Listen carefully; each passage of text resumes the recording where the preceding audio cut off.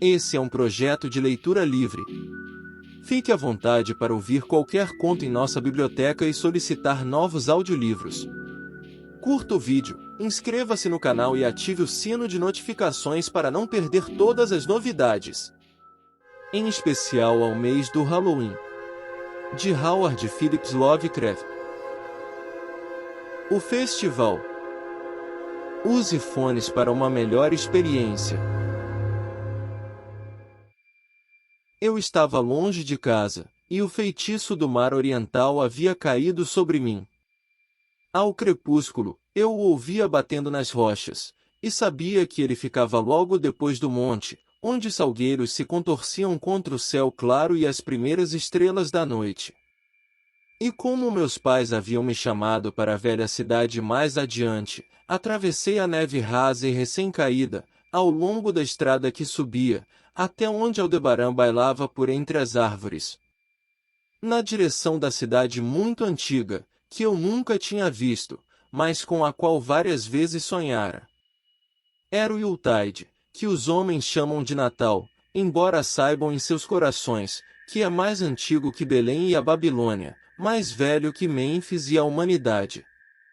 Era Yuletide, e eu havia vindo finalmente à antiga cidade costeira, onde minha gente havia habitado e mantido a festividade mesmo nos velhos tempos quando ela era proibida, onde eles também haviam instruído seus filhos a manterem o festival uma vez a cada século, para que a memória dos segredos primais não fosse esquecida. Minha gente era antiga, e já eram antigos mesmo quando esta terra foi colonizada, 3 séculos atrás. E eles eram estranhos, porque tinham vindo como um povo furtivo e obscuro dos jardins de papoulas narcóticas do sul, e falavam outra língua antes de aprenderem a língua dos pescadores de olhos azuis. E eles estavam dispersos, e compartilhavam apenas os rituais de mistérios que nenhum vivente poderia entender. Eu era o único que tinha voltado aquela noite à velha cidade pesqueira, como rezava a lenda que apenas os pobres e solitários lembravam. Então, além do cume da colina, vi Kingsport, com seus moinhos e campanários, telhados e chaminés, cais e pequenas pontes, salgueiros e cemitérios. Intermináveis labirintos de ruas íngremes, estreitas e tortas, vertiginosas torres de igrejas que o tempo não ousou tocar. Uma confusão incessante de casas coloniais amontoadas, espalhadas em todos os ângulos e níveis, como os blocos desordenados dos brinquedos de uma criança. Antiguidades pairando com asas cinzentas abertas, em telhados duplos embranquecidos pelo inverno, janelas cortinadas, uma a uma piscando na escuridão fria, para se juntar a Órion e as estrelas arcaicas. E contra os cais apodrecidos o mar se chocava. Um mar, imemorial e cheio de segredos, do qual as pessoas tinham vindo nos tempos antigos. Ao lado do topo da rua, uma elevação ainda mais alta começava, desolada e exposta ao vento, e vi que era um campo santo, onde lápides negras fincavam-se fantasmagoricamente através da neve, como as unhas apodrecidas do cadáver de um gigante. A rua era vazia e solitária, e às vezes eu pensava ouvir, no vento, um horrível e distante gemido, como um enforcamento. Eles haviam enforcado 4 dos meus parentes por bruxaria em 1692, mas eu não sabia exatamente onde. No cruzamento da rua com a ladeira voltada para o mar, fiquei atento aos sons alegres de um entardecer de aldeia, mas não os escutei. Então lembrei da época que estava, e achei que esse velho povo puritano possivelmente tinha costumes natalinos estranhos a mim, cheios de orações silenciosas. Então, depois que eu não ouvi sons alegres nem vi peregrinos, fiquei observando as casas silenciosamente iluminadas, e os muros sombrios de pedras, onde as placas de velhas lojas e tavernas batiam a brisa salgada, e as aidravas grotescas penduradas nas portas cintilavam ao longo das ruas sem pavimento, à luz de pequenas janelas cortinadas. Eu havia visto mapas da cidade, e sabia onde encontrar a casa da minha gente.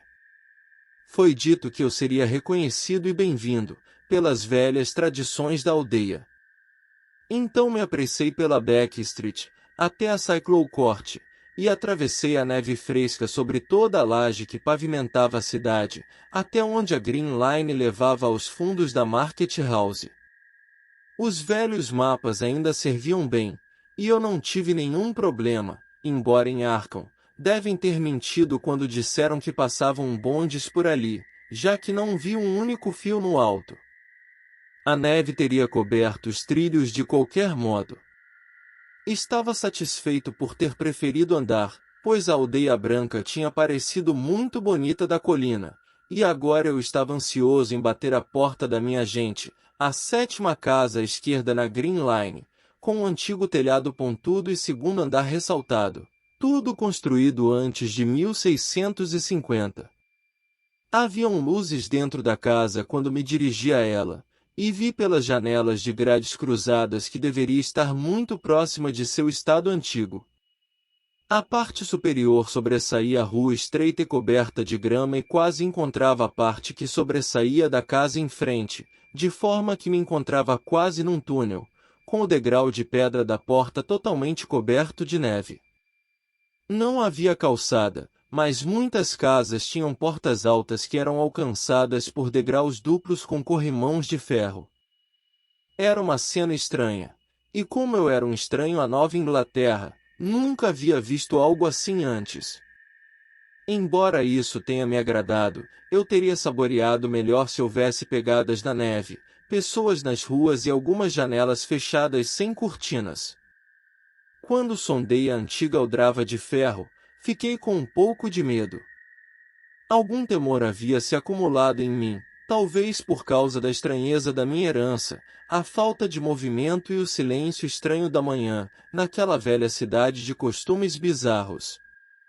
E quando minha batida foi respondida, fiquei completamente amedrontado, porque não havia ouvido nenhum passo antes da porta abrir com um rangido. Mas não fiquei com medo por muito tempo, pois o homem idoso de pijama e chinelos na entrada tinha um rosto brando que me tranquilizou, e apesar de ter feito sinais de que era surdo, escreveu uma curiosa e antiga saudação com o estilete e a tabuleta de cera que carregava. Acenou para que o seguisse até uma sala baixa, iluminada por velas, com caibros expostos e móveis escuros, rijos e esparsos, do século XVII. O passado estava vivo ali, nenhum atributo tinha sido perdido. Havia uma lareira cavernosa, e uma máquina de fiar próxima, na qual uma mulher idosa, usando um manto e uma touca comprida, sentava-se na minha direção, fiando silenciosamente, apesar da época festiva. Um desalento indefinido parecia pairar sobre o lugar, e eu estava bestificado pelo fogo não estar aceso. O quarto em frente às janelas cortinadas parecia estar ocupado, embora eu não tivesse certeza. Eu não gostei de tudo o que vi, e senti o temor novamente. Este temor ficou mais forte do que estava antes de ser abrandado. Quanto mais olhava para o rosto brando do velho, mais a sua brandura excessiva me aterrorizava. Os olhos nunca se moviam, e a pele assemelhava-se à cera. Finalmente fiquei convencido de que não era realmente um rosto, mas uma habilidosa máscara demoníaca. Suas mãos fantásticas, curiosamente luvadas, escreveram na tabuleta com impressionante habilidade, e me disseram que eu deveria esperar um pouco para ser levado ao local da festividade. Apontando uma cadeira, uma mesa e uma pilha de livros, o velho agora deixou a sala, e quando me sentei para ler, vi que os livros estavam esbranquiçados e bolorentos, e que incluíam as velhas maravilhas da ciência, de Morrister. O terrível Sadducismus Triumpharus, de Joseph Glanville, publicado em 1681. O chocante Daimonologia, de Remigius, impresso em 1681 em Lyons, e o pior de todos, o impronunciável, o Necronomicon, do árabe louco Abdul al-Hazred, na tradução latina proibida de Olaus Vormius, um livro que eu nunca tinha visto, mas do qual ouvira sussurrarem coisas monstruosas. Ninguém falou comigo, mas eu podia ouvir o bater das placas ao vento no lado de fora, e o zumbido da máquina de fiar, enquanto a velha de touca continuava silenciosamente a fiar e fiar. Achei a sala, os livros e as pessoas, muito mórbidas e inquietantes, mas por causa de uma velha tradição de festividades estranhas que meus pais tinham me intimado a seguir, resolvi esperar coisas esquisitas. Então tentei ler, e logo comecei a tremer, absorvido por algo que descobri ser o malfadado Necronomicon, um pensamento e uma lenda muito hedionda para a sanidade ou consciência. Mas eu me distraí dele quando supus ouvir o fechar de uma das janelas que ficava em frente à lareira, como se ela tivesse sido aberta furtivamente. Pareceu seguir-se um zumbido que não era da máquina de fiar da velha. Não pude ouvir bem, no entanto, pois a velha estava fiando vigorosamente, e o relógio antigo soara as horas. Depois disso, perdi a sensação de que haviam pessoas no local. Eu estava lendo de forma intensa e tremulante, quando o velho voltou, calçado de botas e vestido numa roupa folgada antiga, e sentou no mesmo banco, de forma que eu não podia vê-lo. Era certamente uma espera nervosa, e o livro blasfemo nas minhas mãos a fazia 2 vezes maior. Quando soaram 11 horas, entretanto, o velho se levantou, deslizou até uma arca maciça esculpida que estava a um canto, e pegou 2 mantos encapuzados, um dos quais colocou, e com o outro cobriu a velha, que tinha parado seu fiar monótono. Então os dois se dirigiram à porta exterior, a mulher se arrastou, cocheando, e o velho, depois de pegar o mesmo livro que eu estava lendo, acenou para mim enquanto colocava o capuz sobre o rosto imóvel ou máscara. Saímos para as ruas tortuosas e escuras daquela cidade incrivelmente antiga. Saímos enquanto as luzes nas janelas cortinadas desapareciam uma a uma, e a estrela do cão espreitava a turba de figuras cobertas e encapuzadas que safam silenciosamente de cada porta, e formavam uma procissão monstruosa rua acima, passando pelas placas ruidosas, pelos frontões antediluvianos, pelos telhados emaranhados e pelas janelas de grades cruzadas, atravessando ruas precipituosas, onde casas decadentes cobriam-se e desagregavam-se, deslizando por pátios abertos e cemitérios de igrejas, onde postes de luz faziam as constelações parecerem medonhamente bêbadas.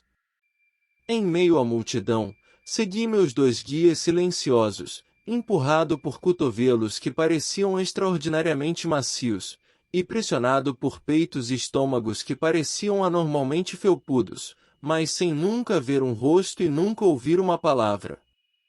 Em frente, as colunas sinistras se arrastavam, e eu vi que todos os peregrinos convergiam a uma espécie de povo de becos loucos, no topo de uma colina alta no centro da cidade, onde se elevava uma grande igreja branca. Eu a tinha visto do alto da estrada, quando olhei à noite caindo em Kingsport. Ela me tinha feito tremer porque Aldebaran havia parecido balançar-se por um momento na torre fantasmagórica. Havia um espaço aberto ao redor da igreja, uma parte era um cemitério com lápides espectrais, e a outra era uma quadra semi-pavimentada, que tinha sido praticamente toda varrida de neve pelo vento, e enfileirada com casas antigas e mal conservadas, com telhados pontudos e frontões protuberantes. Fogos fatos dançavam sobre as tumbas, revelando alamedas repugnantes, embora estranhamente não fizessem sombra. Depois do cemitério, onde não havia casas, podia ver acima do cume da colina e observar o cintilar das estrelas no porto, pois a cidade era invisível no escuro. Vez por outra, uma lanterna meneava horrivelmente através de becos tortuosos, em seu caminho para juntar-se à turba, que agora estava entrando furtiva e silenciosamente na igreja. Eu esperei até que a multidão houvesse penetrado pela porta negra, e até que todos os que ali se acotovelavam os tivessem seguido. O velho estava puxando minha manga, mas eu estava determinado a ser o último. atravessando a soleira em direção ao templo de escuridão desconhecida, e cheio como uma colmeia, virei-me uma vez para olhar o mundo exterior, onde uma fosforescência no cemitério fazia um brilho doentio no pavimento da colina, e ao fazer isso, estremeci. Pois embora o vento não houvesse deixado muita neve, tinham sobrado umas poucas porções no terreno perto da porta, e naquela olhada para trás, pareceu aos meus olhos confusos que não havia nenhuma marca de pegadas, nem mesmo as minhas. A igreja estava escassamente iluminada por todas as lanternas que haviam sido trazidas pelos fiéis, e a maior parte da multidão já havia desaparecido. Eles tinham afluído para a nave entre os bancos altos e as portas sem retorno das criptas, que se abriram repulsiva e largamente, logo depois do púlpito, e estavam agora se contorcendo ruidosamente. Eu segui, calado, os degraus gastos até a cripta escura e sufocante. O séquito daquela fila silenciosa em marcha noturna me parecia muito horrível, e eu os vi movendo-se sinuosamente ao interior de uma tumba de veneração, que parecia mais horrível ainda. Então notei que o chão da tumba tinha uma fresta na qual a multidão se esgueirava, e em um momento, todos nós estávamos descendo uma escadaria gourenta de pedra bruta cortada, uma escadaria em espiral estreita, úmida e peculiarmente perfumada, que perfurava interminavelmente em direção às entranhas da colina, passando por paredes monótonas de blocos de pedras gotejantes e argamassa esmigalhada. Foi uma descida traumatizante e silenciosa, e depois de um intervalo horrível, percebi que as paredes e degraus estavam mudando sua natureza, como se fossem cinzeladas da rocha sólida. O que me perturbou principalmente foi que as miríades de passos não faziam sons e não produziam ecos. Depois de uma descida que parecia durar eras, vi algumas passagens laterais ou covas, que conduziam de recantos desconhecidos de escuridão a esta trilha de mistério noturno. Logo elas ficaram excessivamente numerosas, como catacumbas ímpias de ameaças inomináveis, e seu odor pungente de decadência aumentava quase insuportavelmente. Eu sabia que nós devíamos ter atravessado a montanha e estávamos agora abaixo da própria Kingsport, e eu estremeci ao pensar que uma cidade poderia ser tão velha e possuir subterrâneos tão diabólicos. Então vi o bruxulear lívido de uma luz pálida, e ouvi o barulho insidioso de águas escuras. Novamente estremeci, porque eu não havia gostado das coisas que a noite tinha trazido, e desejava amargamente que nenhum antepassado tivesse me obrigado a este rito primitivo. À medida que os degraus e a passagem ficavam mais largos, eu ouvi outro som, o lamento agudo de uma flauta débil, e de repente surgiu na minha frente a paisagem ampla de um mundo interior. Uma costa fungosa e vasta, iluminada por uma coluna que vomitava uma doentia chama esverdeada, e banhada por um largo rio oleoso que fluía dos abismos assustadores e desconhecidos, para se juntar à baía negra do oceano antiquíssimo. Ofegando, à beira de desmaiar, olhei para o jardim profano de imensos cogumelos, fogo leproso e água viscosa, e vi a multidão encapuzada formando um semicírculo ao redor do pilar em chamas. Era o rito do Yule. Mais antigo do que o homem, e fadado a sobreviver a ele. Era o rito primitivo do solstício e a promessa de primavera após a neve, o rito do fogo e das plantações, luz e música. E nas grutas Estígias, eu os vi fazer o rito, adorar o pilar doentio de chamas, e atirar na água punhados da vegetação que reluziam verdes ao brilho clórico. Vi isso e algo agachado amorficamente, distante da luz, tocando ruidosamente uma flauta, e enquanto a coisa tocava, pensei ouvir sibilos nocivos e abafados na escuridão inimiga, onde eu não podia ver. Mas o que mais me aterrorizou foi a coluna de chamas, brotando vulcanicamente das profundezas inconcebíveis, sem produzir nenhuma sombra, como uma chama deveria fazer, e agasalhando a rocha nitrosa, com um azinhavre sórdido e venenoso. Toda aquela combustão fervente não fazia nenhum calor, mas apenas umidade de morte e decomposição. O homem que tinha me trazido agora até um ponto diretamente ao lado da chama odienta, fez passes cerimoniais rígidos para o semicírculo, à sua frente. Em certos estágios do ritual, faziam reverências em que tinham de se agachar, especialmente quando ele segurou acima de sua cabeça aquele detestável necronome com que trouxera consigo, e eu compartilhei todas as reverências, porque eu tinha sido convocado a este festival pelos escritos de meus ancestrais. Então o velho fez um sinal ao flautista semi-oculto nas trevas, cujo toque logo mudou de um zumbido fraco para um zumbido escasso mais alto em outra escala, precipitando um horror inimaginável e inesperado.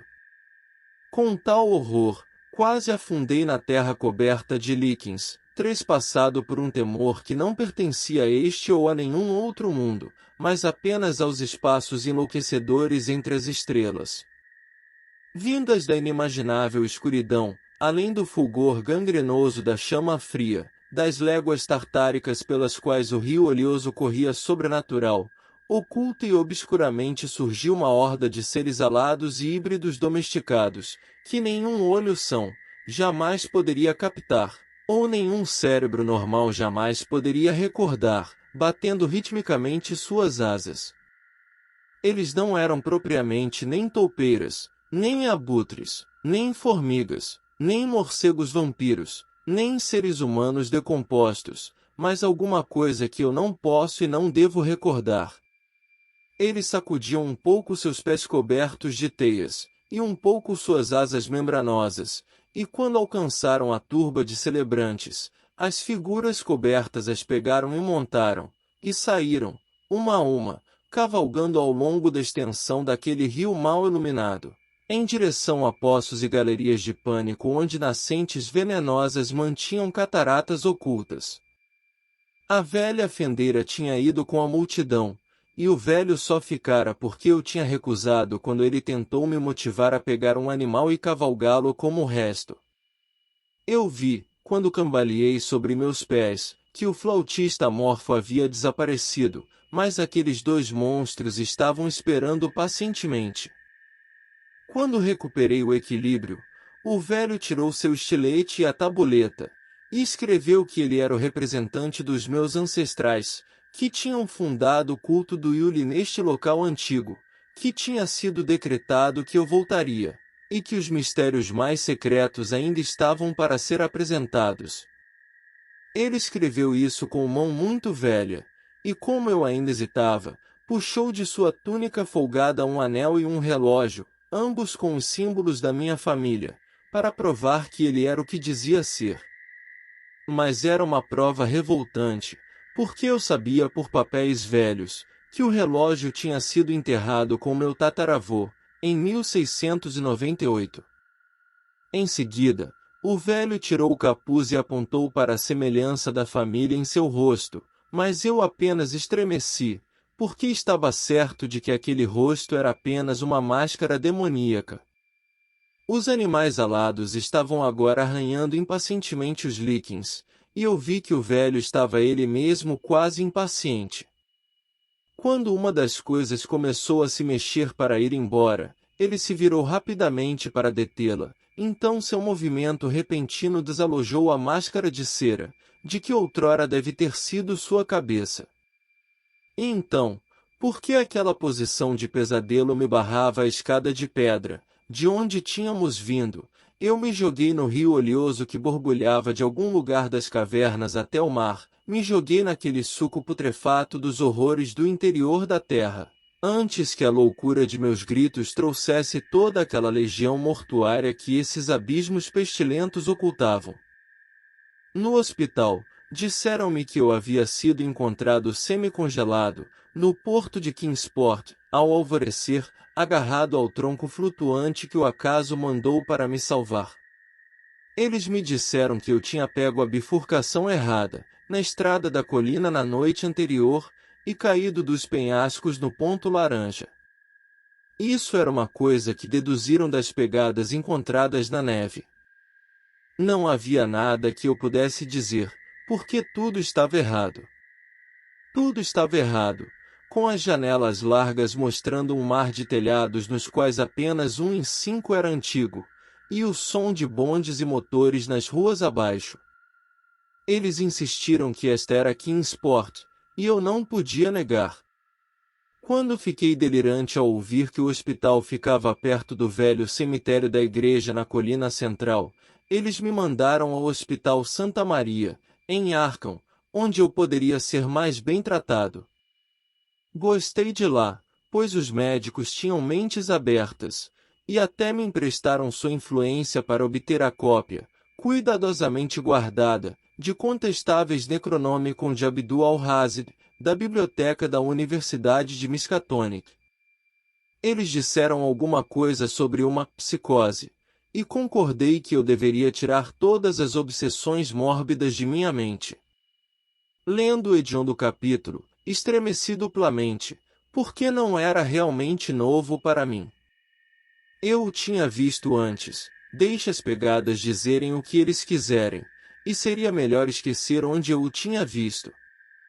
Não havia ninguém, nas horas diurnas, que poderia me lembrar disso, mas meus sonhos eram cheios de terror, devido às frases que não devo citar.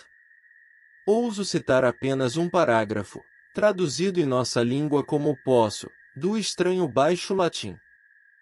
As cavernas mais inferiores, escreveu o árabe louco, não são para a compreensão dos olhos que veem, pois suas maravilhas são estranhas e terríveis. Amaldiçoado o chão onde estão pensamentos mortos.